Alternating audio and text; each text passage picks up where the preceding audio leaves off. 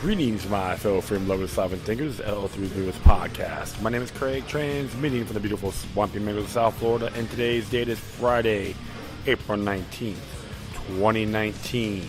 So let us begin.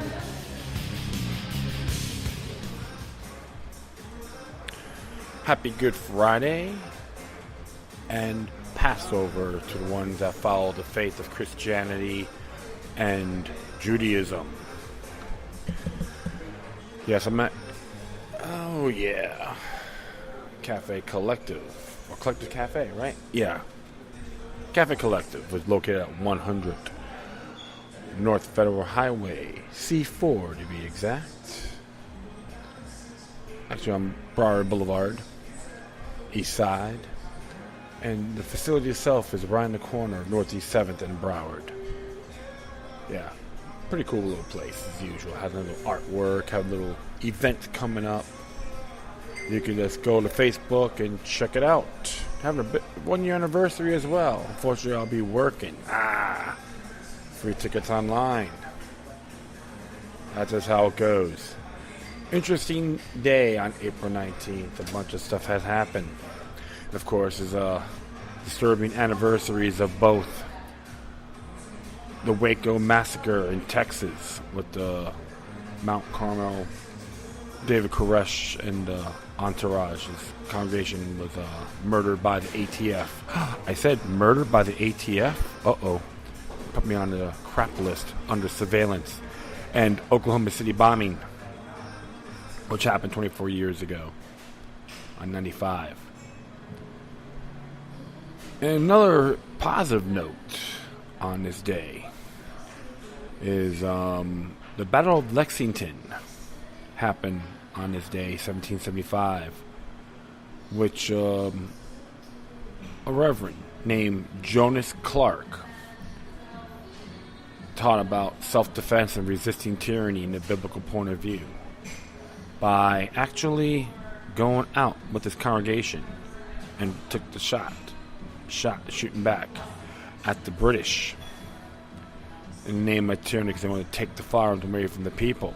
And he says you cannot, never submit to tyranny or tyrannical governments. And he was a black man, by the way.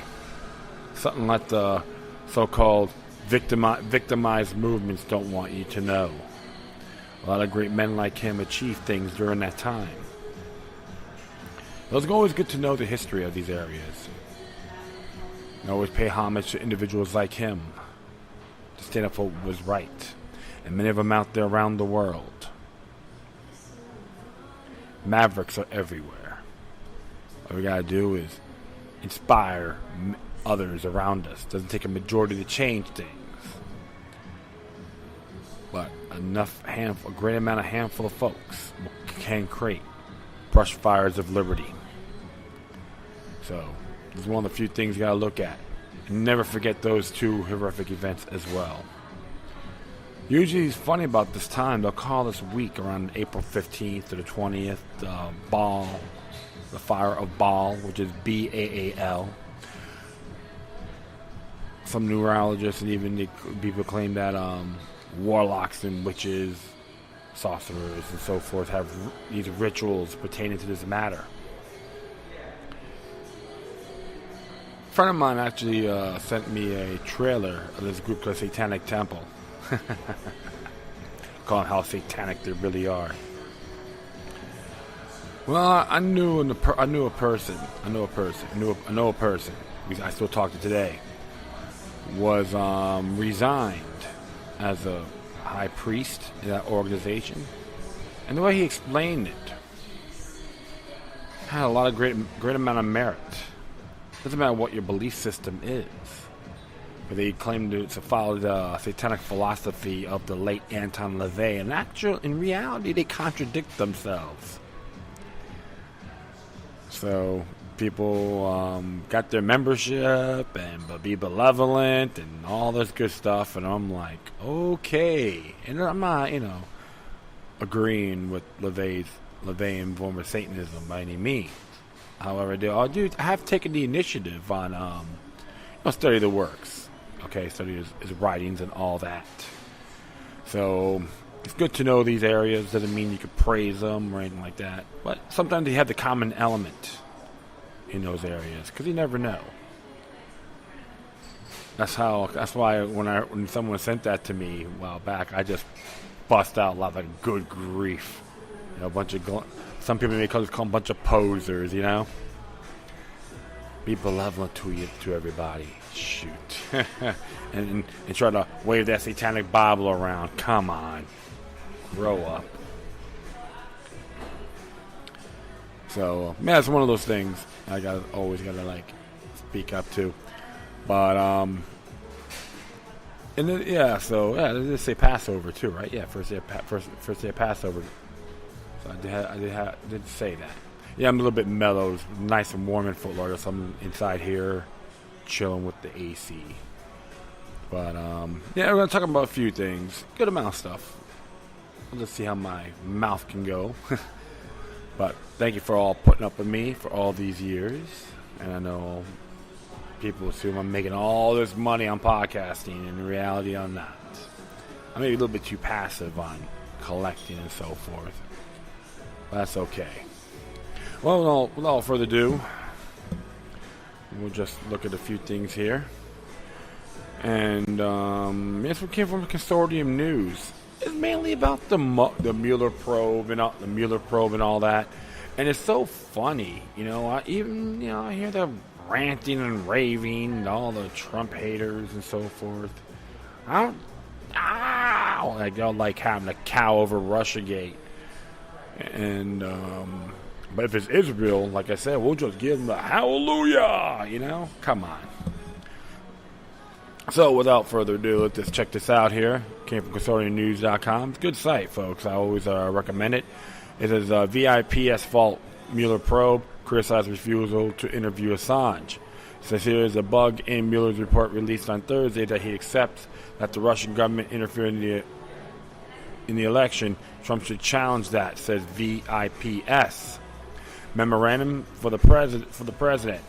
Veterans Intelligence Professional for Sanity. Okay, that's when we got the VIPS.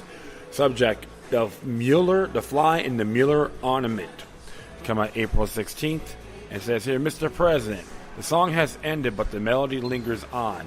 The release Thursday of a redacted text of Special Counsel Robert Mueller's report on the investigation into Russian interference in the 2016 presidential election nudged the American people a tad closer to the truth on so-called Russiagate.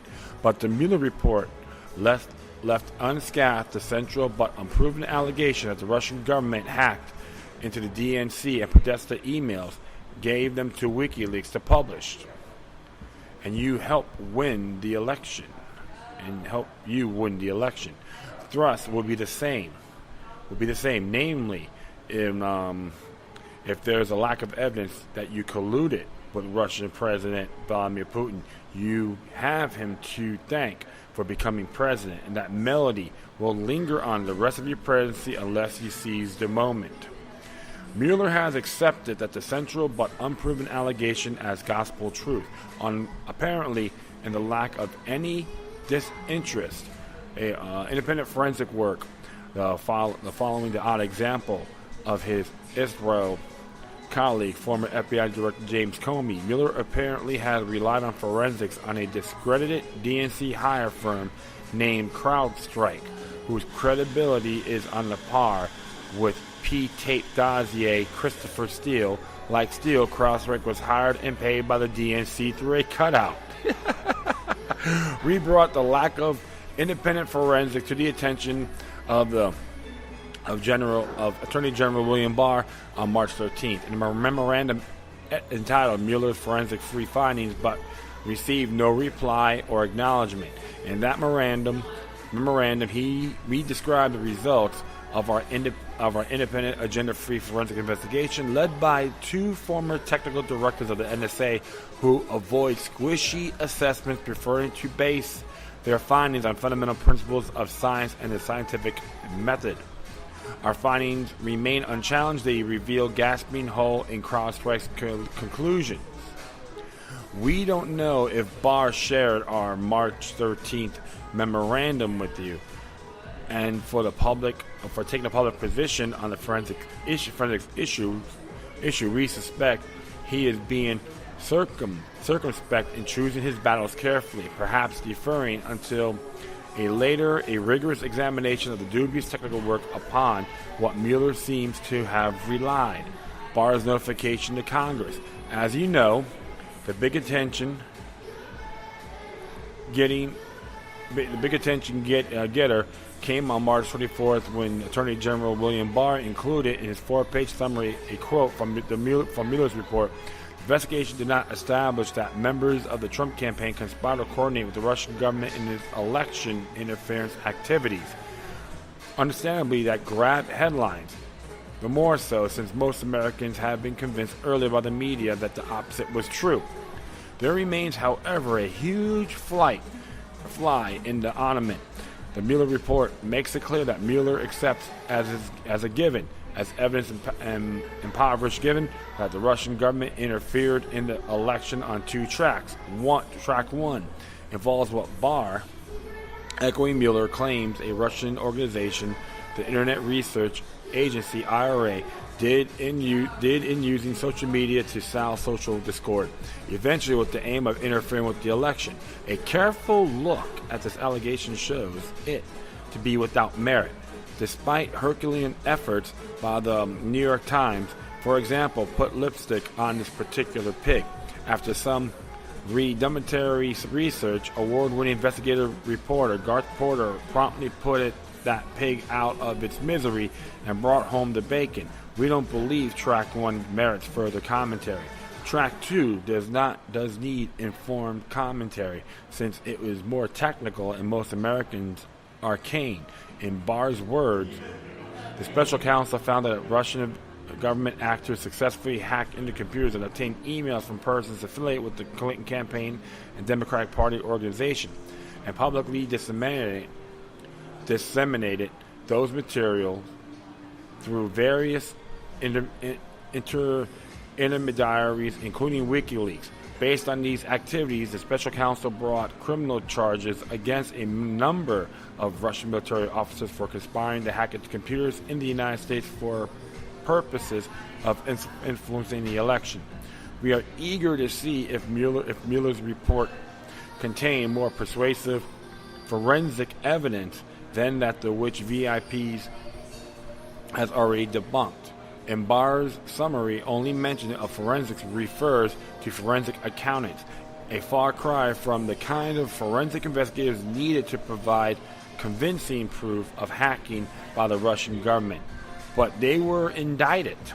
Circular reasoning is not likely to work for very long, even with the U.S. populace used to being brainwashed by the media. Many Americans have mistakenly assumed that Mueller's indictment of Russians, whether they are posting on Facebook or acting like intelligence officers, was proof of guilt.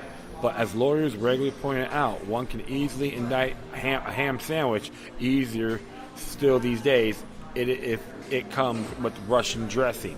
Chances have now increased that the gullible folks who have been assured that Mueller would find collusion between you and Putin may now be a bit more circumspect, spectacle even, regarding the rest of the storyline of the Russian hack, and that will be even more likely among those with some technical background. Such specialists will have a field day, IF, and it is a capital if, by some miracle, words of VIPS forensic findings get into the media this time around. The evidence impoverished, misleading labeled intelligence community assessment of January 6, 2017 had one saving grace. The authors noted the nature of cyberspace makes attribution of cyber operations difficult but not impossible. Every kind of cyber operation, malicious or not, leaves a trail. Forensic investigators can follow a trail of metadata and other technical properties. VIPS has done that. See, these people are very good, so that's why I like to, present information like this, not from some so-called experts to see these bobblehead news, all right? A high-class entity. As we strongly suspect, Mueller is relying on forensics solely on CrowdStrike to discredit a firm hired by the DNC in the spring of 2016. He is acting more in the mode of Inspector Clouseau, Inspector Clouseau, than the crackerjack investigator he is reputed to be. It simply does not suffice for Mueller's former colleague James Comey to tell Congress that CrowdStrike is a high-class entity. It is nothing more of a sort, and in addition to his documented incompetence, it is riddled with conflicts of interest. Comey needs to explain why he kept the FBI away from the DNC computers after they were said to have been hacked. And former National Intelligence Director James Clapper needs to explain his claim last November that the forensic evidence was overwhelming about what the Russians had done. What forensic evidence? From CrowdStrike? We at VIPS, in contrast, are finding more and more forensic evidence that the DNC emails were leaked, not hacked by the Russians or anyone else. And that Lucifer 2.0 is an out fraud. Yes, we can prove that from forensics too. But the talking heads say, again, if Mueller's incomplete investigation is allowed to assume the status of Holy Writ, most Americans will continue to believe that. Whether you colluded the Russians or not, Putin came through for you big time. In short, absent President Putin's help would not be president. Far too many Americans still believe that this because of the mainstream media fodder, half cooked by intelligence leaks. They have been fed for 2.5 years. The media has been playing the central role in an effort of the MICAMAT, or the Military Industrial Congressional Intelligence Media Academia Think Tank complex to stymie any improvement in relations with Russia. We in VIPS have repeatedly demonstrated that the core changes of Russian interference in the 2016 election are built on a house of cards. But despite our record of accuracy on this issue, not to mention our pre-Iraq war warnings about the fraudulent intelligence served up by our former colleagues, we have gotten no play in the mainstream media.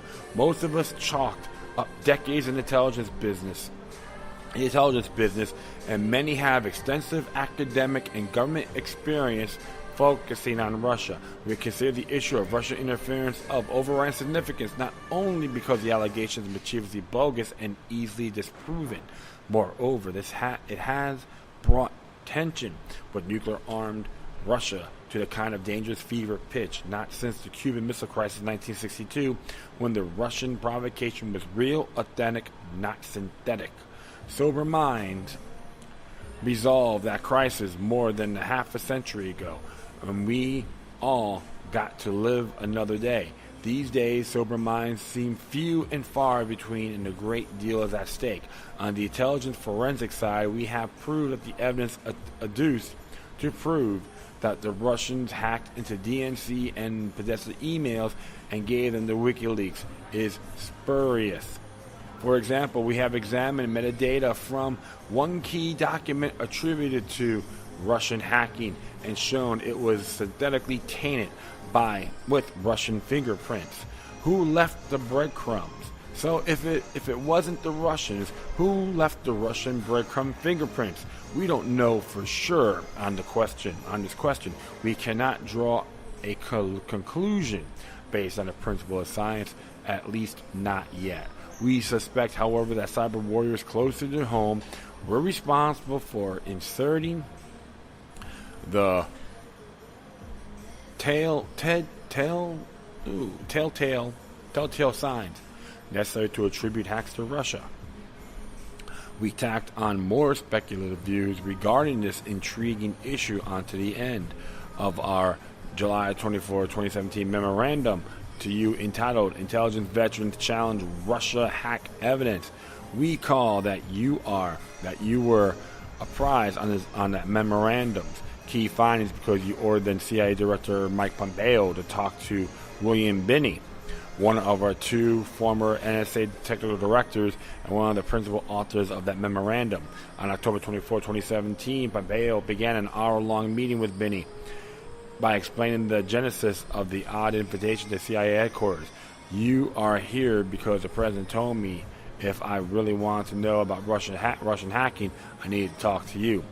On the chance of Pompeo has given you no report on this meeting with Binney, we can tell you that Binney, a plain-spoken, widely respected scientist, began by telling Pompeo his CIA people were lying to him about Russian hacking and that he, Binney, could prove it.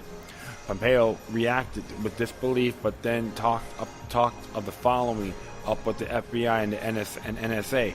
We have no signs, though, that he followed through, and there is a good reason to believe that Pompeo himself may have been reluctant to follow up his subordinates in the Director of Digital Innovation created by CIA Director John Brennan in 2015. CIA malware and hacking tools are built by the Engineering Development Group, part of that relatively new directorate. Obfuscation. A leak from within the CIA published on March 31st, 2017 by WikiLeaks as part of the so-called Vault 7 disclosures exposed a cyber tool called Marble, which was used during 2016 for obfuscation. CIA's word, this tool can be used to conduct forensic attribution, double game, aka false flag operation, and included test samples in Arabic, Chinese, Farsi, Korean, and Russian. Washington Post reporter Ellen Nakashima, to her credit, immediately penned an informative article on the Marble cyber tool under the catchy and accurate headline: WikiLeaks latest release of CIA cyber tools could blow the cover on agency hacking operations. This was apparently before Nakashima got the memo. Mainstream media have otherwise avoided the plague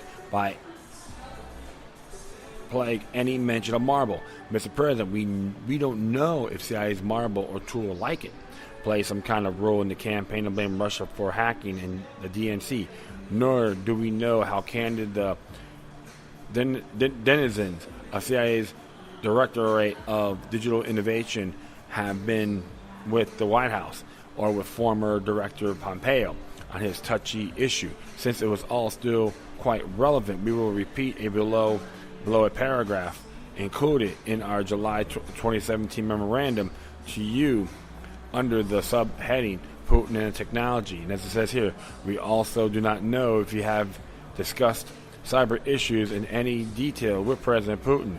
In his interview with NBC's Megyn Kelly, he seemed quite willing, perhaps even eager, to address issues related to the kind of cyber tools revealed in the Vault 7 disclosures, if only to indicate he has been briefed on them. Putin pointed out that today's technology enables hacking to be masked and camouflaged to an extent that no one can understand the origin of the hack, and vice versa. It is possible to set up any entity or any individual that everyone will think that they are the exact source of that attack. Hackers may be anywhere, he said. There may be hackers, by the way, in the United States who very craftily and professionally pass the buck to Russia. Can you imagine such a scenario? I can. As we told Attorney General Barr 5 weeks ago, we considered Mueller's findings fundamentally flawed on the forensic side and ex post facto incomplete. We also criticized Mueller for failing to interview willing witnesses with direct knowledge by WikiLeaks' Julian Assange. Interesting there, huh, folks? Political enemies and mainstream media, forgive the redundancy. You may be aware that in March 2017, lawyers for Assange and the Justice Department, acting on behalf of the CIA, reportedly were very close to an agreement under which Assange would agree to discuss technical evidence ruling out certain parties in the leak of the DNC emails and agreed to redact some classified CIA information in exchange for limited immunity. According to the investigative reporter John Simon of the Hill, Senator Mark Warner, Democrat from Virginia, vice chair of the Central Intelligence Committee, learned of the incipient deal and told then FBI Director Comey, who ordered an abrupt stand down and an end to the discussion with Assange. Why did Comey and Warner put the kibosh on receiving technical evidence ruling out certain parties? Read Russia. We won't insult you with the obvious answer. Assange is now in prison to the delight of so many, including Mrs. Clinton, who has said Assange must now answer for what he has done. But she's so innocent. She's our Lord and Savior. Come on. But it is too late to follow up somehow on Assange's offer. Might he and his associates be still willing to provide technical evidence showing at least who was not the culprit? You, Mr. President, could cause that to happen. We also have bucked the strong resistance at every turn, and there are all manner of ways with those with vested interests and a lot of practice and sabotage can try to thwart you.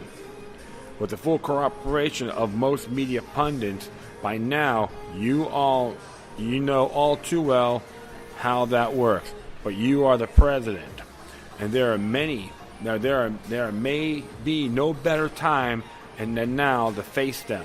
Show the spurious nature of the concomitant evidence attempting to put you in Putin's pocket, and not least lift the cloud that has prevented you from pursuing a more decent relationship with Russia. For the steering group Veterans Intelligence Professional for Sanity, William Binney, Bogan, Dazakovic,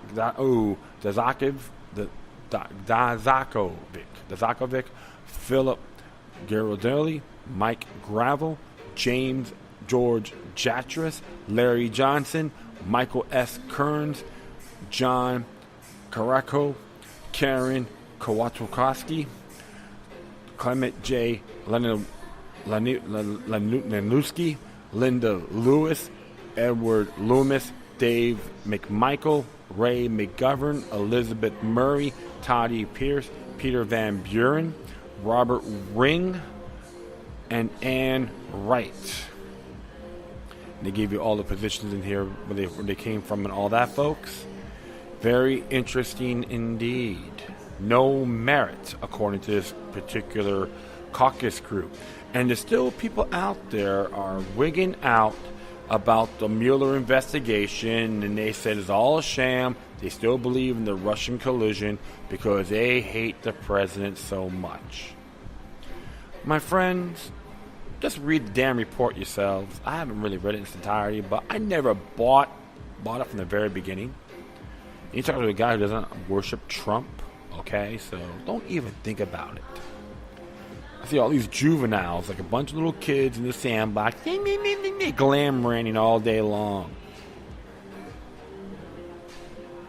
So, that's the question. I think, and I believe, he should throw back punches at these clowns. All right? And there's something about that. There's something article happened over here on Personal Liberty. Came from Personal Liberty by Tribune News Service. Trump returns to his attacks on the Mueller report. As it says here, President Donald Trump on Friday broke his uncharacteristic silence about the special counsel Robert S. Mueller III's report, calling it crazy just 25 days after dubbing it great. In a tweet from a rainy Palm Beach, Florida, where he is spending a long Easter weekend at his Mar-a-Lago resort and a nearby golf club, the commander-in-chief also lashed out without naming him at former White House counsel David McGahn, who offered Mueller's team some of the most damning testimony about Trump and his chaotic West Wing. Trump wrote that there are some statements about me by certain people in the crazy Mueller report in itself written by 18 angry Democrat Trump haters, which are fabricated and totally untrue. However, had any of the former Trump White House aides or associates who testified during the probe lied, those false statements could be punishable with jail time under federal law. Trump targeted McGahn is in one of his morning social media posts, telling his 59.8 million followers that he believes his former White House attorney fabricated documents to save himself. Watch out for these people that take so-called notes when the notes never existed until needed. So they say it's all hot air. In one anecdote in Mueller's report, the president angrily took umbrage with his White House counsel's habit of taking notes during meetings. The president then asked, "What about these notes? Why do you take notes? Lawyers don't take notes. I never had a lawyer who took notes." Mueller wrote, citing McGahn's testimony to a special counsel's team. McGahn talked to Mueller's office more than 30 hours, which alarmed White House officials.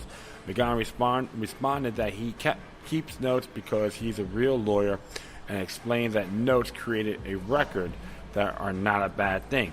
McGahn told Mueller, according to the report, the president said, "I had a lot of great lawyers like Roy Cohn who did not take notes." Cohn was Trump's personal attorney and a mentor during the president's early years as a businessman in New York. The Mueller report shines a light on Trump's penchant for cursing when he is angry. He appeared upset Friday morning, a day after a top White House aide, Kellyanne Conway, contended that the Mueller report release was the best day of her boss's presidency. The president can hold on here.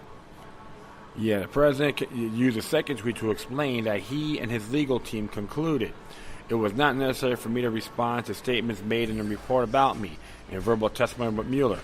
He then renewed his recent tendency of cursing the public while discussing the report, calling those identified statements total bullshit, contending they were only given to make the other person look good or me to look bad. Trump told reporters at the Capitol this on March 26th. The Mueller report was great. It could not have been better. It said no collusion, no obstruction. It could not be better. But on Friday morning, he was back calling it an illegally started hoax that never should have happened. As Trump worked to discredit the report, some Democrats, like White House Intelligence Committee member Representative Mike Quigley of Illinois, said the information Mueller and the Justice Department officials redacted will provide bombshells when and if lawmakers ever to see those blackout sections. If the president was unwilling to do at least 10 instances of obstruction, how far he will go in terms of being compromised by other foreign governments. Quigley told CNN Friday morning, the President of the United States, I think, obstructed justice. This is from John T. Bennett from CQ Roll Call. Well.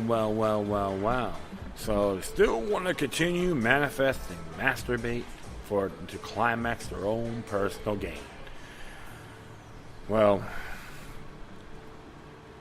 I'm just wondering how many of these other individuals that are going after Trump have collision with Israel. Don't get me wrong. Like I said before, I don't hate Jews. That's totally absurd. You got foreign agents out there trying to tell us how to think and live and how to be influenced. Well, remember John Jay wrote in Federalist Papers 2-5 how dangerous that is.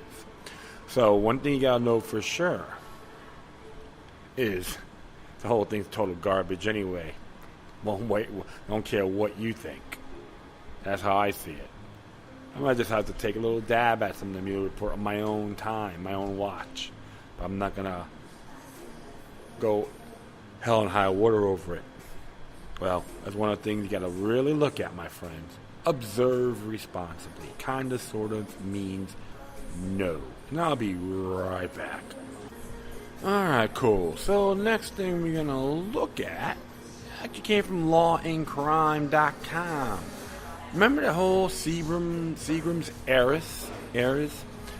Alright, the whole NXIVM sex cult case? Alright, this came on here. It goes, Seagram's Heiress to plead guilty in NXIVM sex cult case, leaving leader to go on trial alone. This is by Matt Nahum.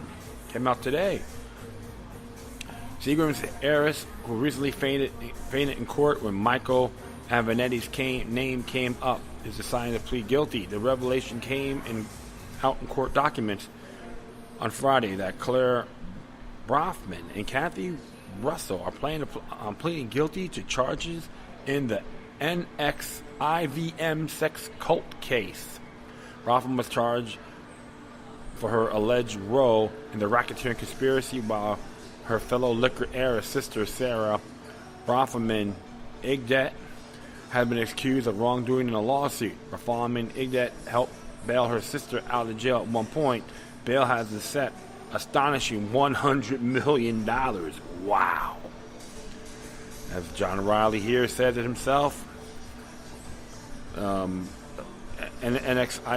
Seagram's heiress Claire Bonham scheduled to plead guilty this afternoon in the Albany sex cult case, along with defendant Kathy Russell. They'll leave leader Keith Raniere to go on trial alone in EDNY case. This is a tweet he did earlier today. NXIVM, founded by Keith Raniere, styled itself as a self-improvement group, but prosecutors allege that women were recruited to be sex slaves. The investigation ensnared Claire Bonhoefman, Smallville actress Allison Mack, bookkeeper Kathy Russell, NXIVM co-founder Nancy Salzman, and her daughter Laura Salzman. They all pleaded guilty. In other words, everyone but the alleged cult leader appears resigned to the reality of prison time. Mack allegedly recruited several women to be slaves in the organization, where they were allegedly forced to have sex with Raniere and perform labor under threat of extortion. Mack recently admitted to receiving labor and service from two alleged female slaves who she oversaw on Raniere's behalf. Additionally, Mack admitted to engaging in a conspiracy to commit the above federal crime. What she didn't plead guilty to were sex trafficking and sex trafficking conspiracy charges in the indictment. Several former members of NXIVM, which publicly fashioned itself as a female empowerment program, came forward to allege stories of sexual initiation rituals and being forced to be branded with both Raniere's and Mack's initials while part of the latter's slave pod. As alleged in the indictment, Allison Mack recruited women to join what was proposed to be a female mentorship group that was, in fact, created as led by Keith Raniere, and said U.S. Attorney for the Eastern District of New York, Richard P. Donahue, in a press release announcing the actress's charges. The victims were then exploited both sexually and for their labor to the defendant's benefit.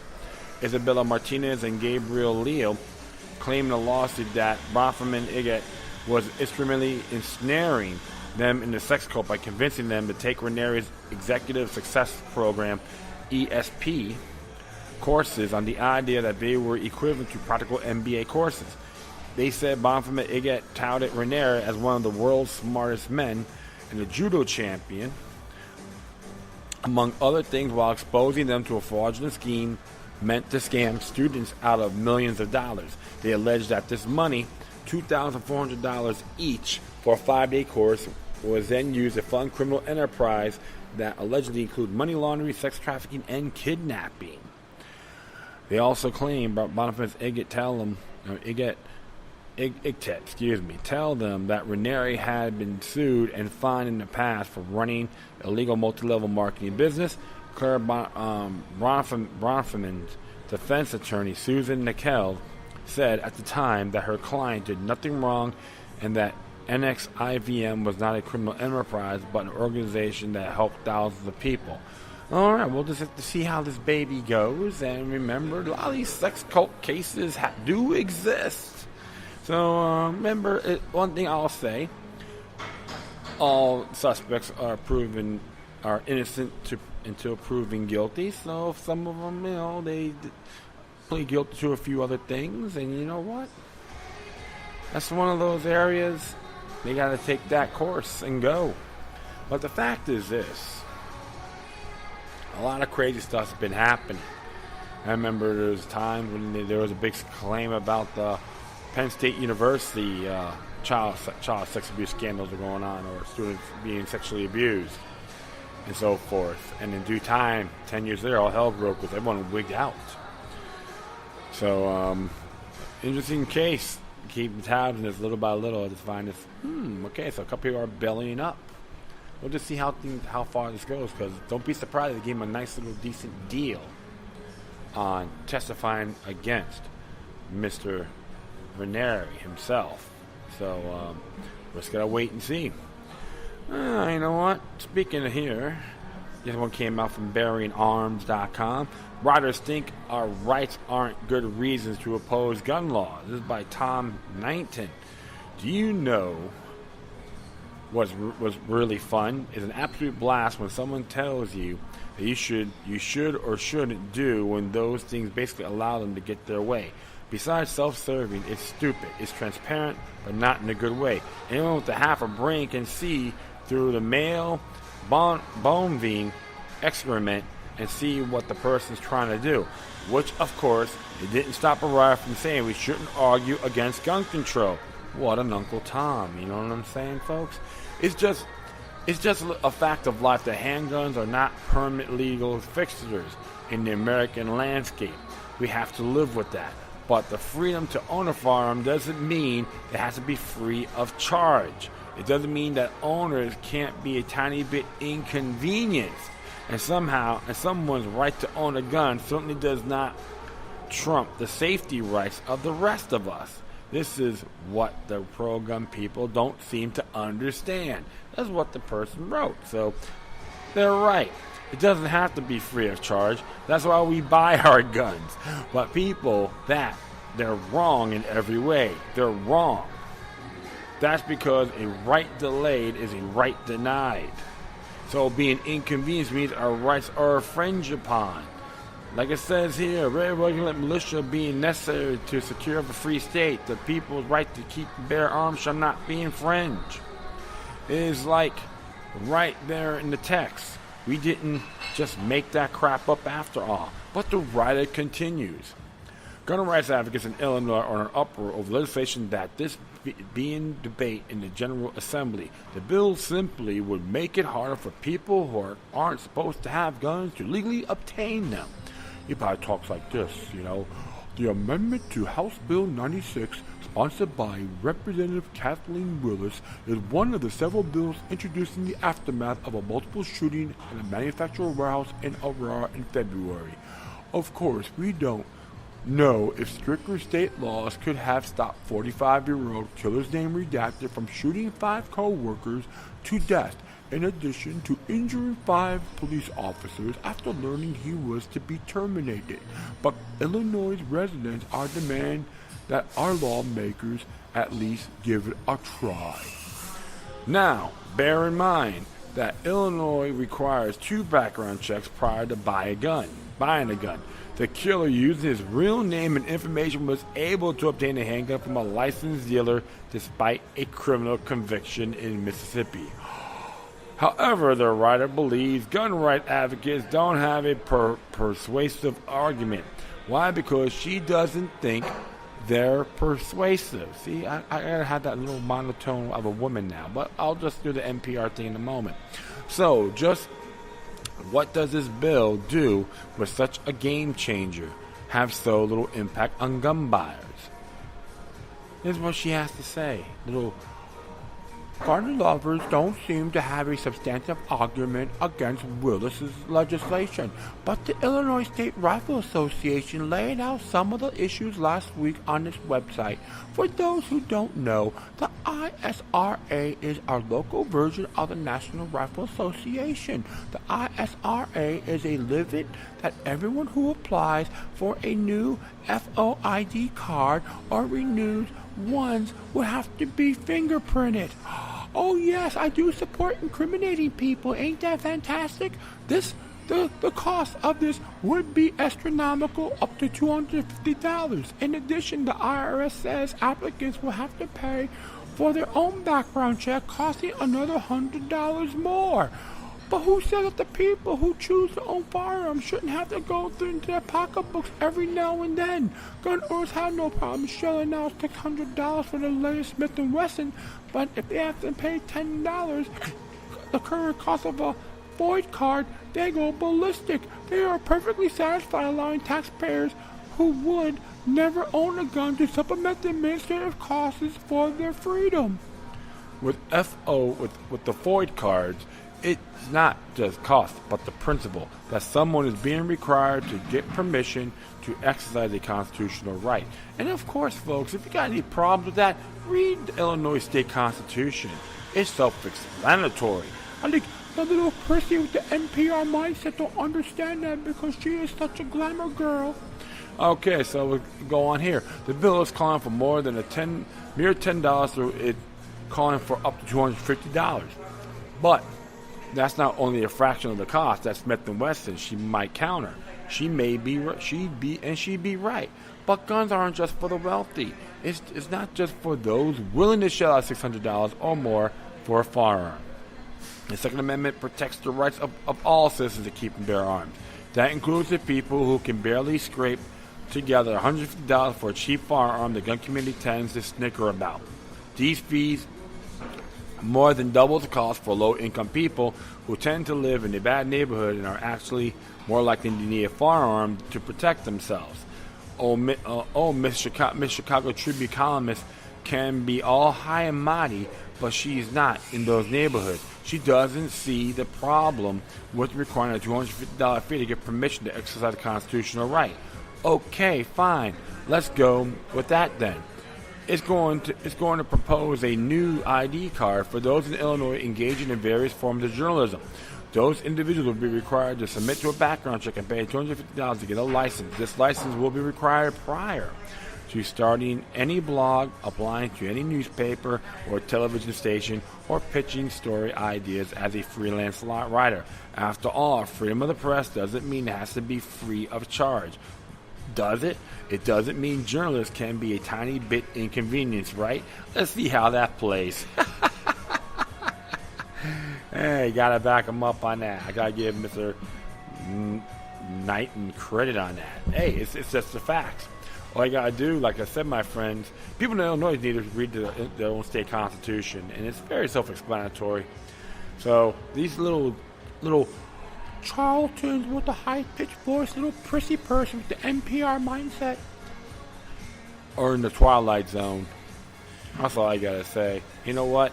Your natural born rights can never be taken away. And it's very cute. But I'd like to make a little statement on this in reference to a cool little quote. No, I don't want that. Come on. I'm gonna... Ooh, right here. There's a great quote from an individual named TeknoAxe. The sovereignty of the people is never to be infringed or destroyed. I'll go real slow. The sovereignty of the people is never to be infringed or destroyed. TeknoAxe. Alright, folks, I'm going to do one more here. This came out on the 16th to be exact, a few days ago, and it got my attention. And this one's entitled The Greatest Threat to Our Freedom of Speech Rights. And the Department of Justice rival, the 1968 Riot Act, is designed to suppress unwanted dissent in response to the Charlottesville rally. But the government should put the Anti-Riot Act back to sleep. This is from the American Free Press legal staff. Well, American Free Press is a real good newspaper, so check it out. Oh, they're racist. Well, read this, and you see things a lot bigger than what you got. All right. Ooh, I gotta take it easy there. I'll be right back. All right. Now I am back. We'll just read this here. For at least 50 years, expect one case, the so-called 1968 final Federal Anti-Riot Act, lay dormant and forgotten. But now the Justice Department has revived this constitutional monster, awakening it because of media outrage over the Charlottesville turmoil. Its revival represents the greatest current threat to our First Amendment rights.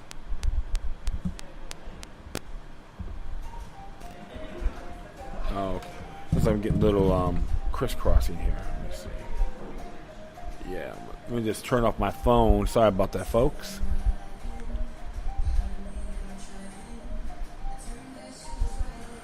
Alright. Yeah, they go wait. Alright, it says here. Last October, teams of FBI agents swooped down on 8 young men who were allegedly intending to incite a riot and for conspiring to riot. The men accused of violating Title 18 U.S. Code, Section 2101 and 18 U.S. Code, Section 2102, the Federal Anti-Riot Act of 1968. The act was Congress's heavy-handed response to the anti-war, civil rights, and countercultural disturbances of the late 1960s, particularly the riots in Washington, D.C. that followed the assassination of civil rights activist Dr. Martin Luther King Jr. A pall of smoke still hung over Washington, D.C., and troops circled the Capitol when the act was enacted on April 11th. The act was specifically designed to battle social dissent and was based on the ideas that sinister groups of outside agitators were riling up students and blacks. It was the first used to prosecute the Chicago 8, the leaders of the protest at the 1968 Democratic Convention. The act pushes its limits on the Constitution in many ways. The operative passage reads, whoever travels in interstate or foreign commerce or using a facility to interstate or foreign commerce, including but not limited to the mail, telegraph, telephone, radio, or television with intent, 1, to incite a riot, 2, to organize, promote, encourage, or participate on a carry riot, or 4, to aid or abet any person in inciting or participating in or carrying on a riot, shall be fined under this title or in prison not more than 5 years or both. So the whole thing is they're going to try to make things a little bit more what it is. A riot is defined as any assembly of 3 or one of whom makes the greatest threat against property or people. Think of someone standing in front of a window and picking up a rock. That is a riot under the act. If you're standing next to that potential rock thrower, you are a participant in the riot. The act casts a wide net prescribing communication along the chain of parties separated by many degrees. It is a felony to encourage over the phone or by internet some second party to participate in an assembly where a third party makes the threat of the property of a fourth. Consider all example of Bernie, who sent a quick text, "Hey Alexandria, head down to the rally in front of the bank at 11. Tell Liz to take these bloodsuckers, give those bloodsuckers heck." Bernie is in clear violation of the act despite the fact that Bernie was not even at the rally. In fact, Alexandria doesn't even have to get a text, nor Elizabeth hear the encouragement. The act makes Bernie's mere attempt at encouraging Liz enough for criminal conviction even worse under a separate paragraph of the act. The attempt is proof that you intended or promote a riot when you cross state lines, even though the message was sent weeks before. The act is unique in allowing such a chronological separation of intent and overt act. In case of the so-called Charlottesville 4, the overt act was buying an airplane ticket to a legal rally. In the case of California 4, it was renting a van with a credit card and driving on an interstate highway on a legal rally in Berkeley. In both rallies, the defendant clashed with Antifa groups which trying to disrupt the legal assemblies. The government is making the thorough looking glass claim that the 8 defendants actually intended to be attacked when they bought the airplane tickets or drove on the interstate highway. The act also pushes the jurisdictional limits of the Constitution. Once upon a time, the federal government did not involve itself with local issues of brawling or public disorder. Over the years, however, Congress has used the Commerce Clause of the Constitution to expand its power and jurisdiction to control what people could take cross state lines, prohibiting the transport of drugs, weapons to be used in a crime, or minors subject to a court order. The act takes the last step in this process. It is not an object or a person that is prescribed from being moved across state line, but a thought or an intent to incite, to encourage or promote dissent or discontent, and to rebel. Ironically, these are the very crimes that the founders of our nations and many of the authors of the First Amendment personally committed. The Anti-Riot Act debases the dignity of our government. The act has our government stoop to see if one of these people might be inside at the Royal Rock, if a rebel writes an unsent letter full of tears and anger, if students talk of different future on the internet. The act questions the very thoughts of our citizens. They buy an airplane ticket or drive on an interstate highway while concern to prevent type of tragedy that occurred in Charlottesville is understandable. The Anti-Riot Act is a reactionary, repressive law that subverts the principle upon which our nation was created. But because the act is reactionary and repressive, it is susceptible to misuse and selective prosecution against any political unpopular group. While it was created to bash leftist hotheads and civil rights activists, the Justice Department has bowed to political pressure and resurrected the act to bash the alt-right.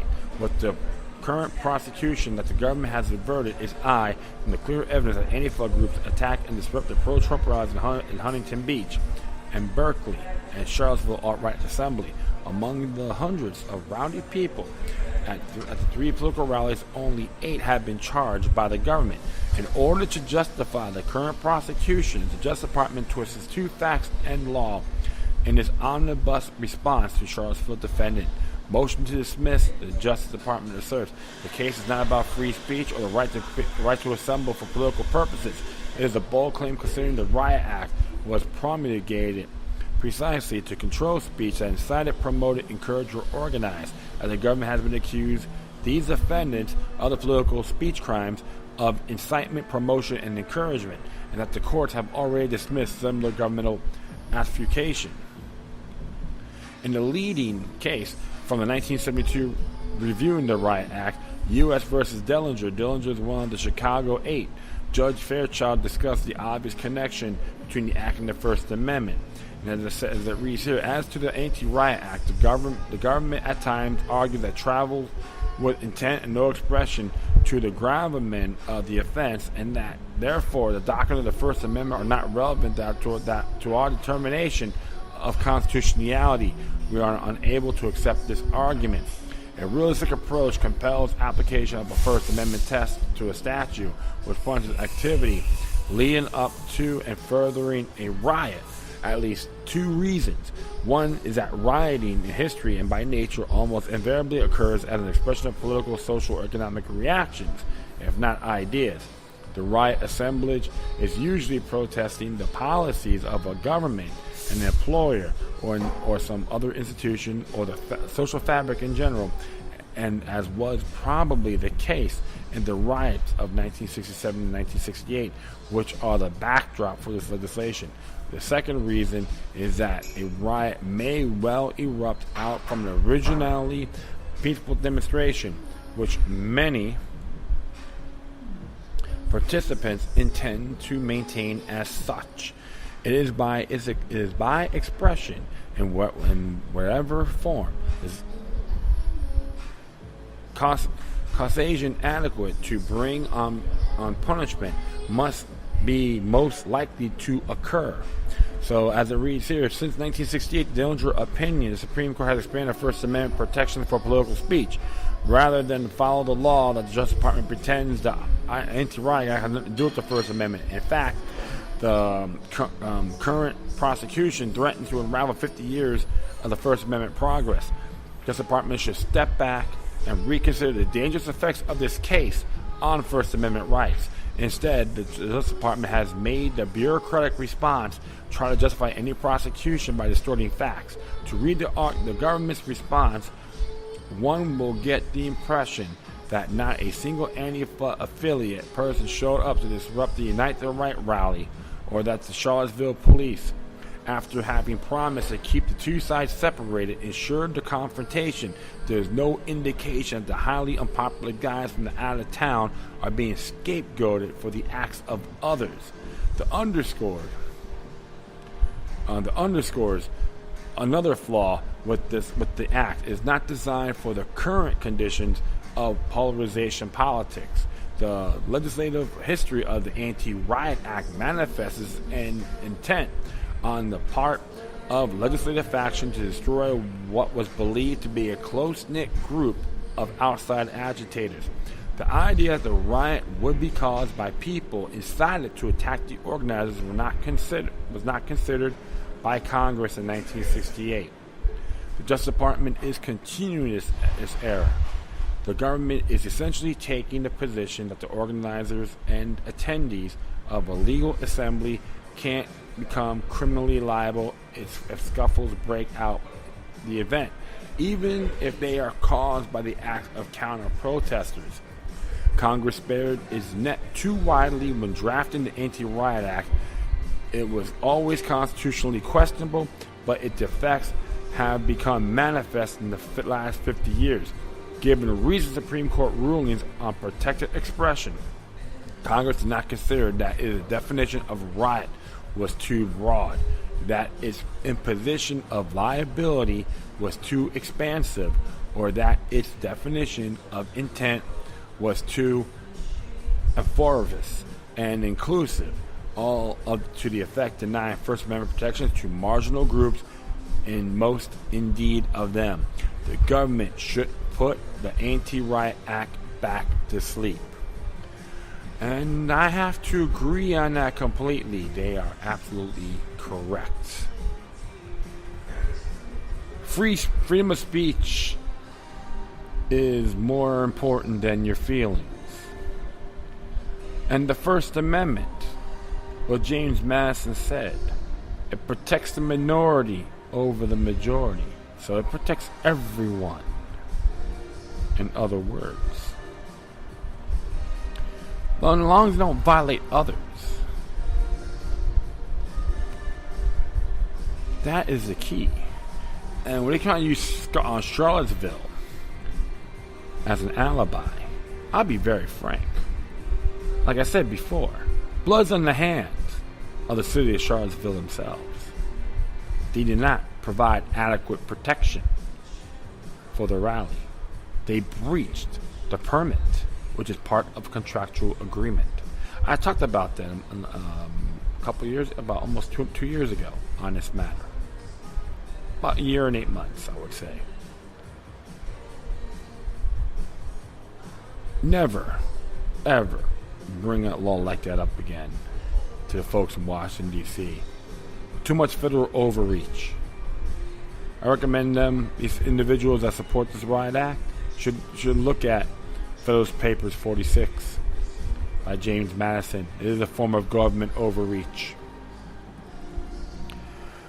So that's how I see it.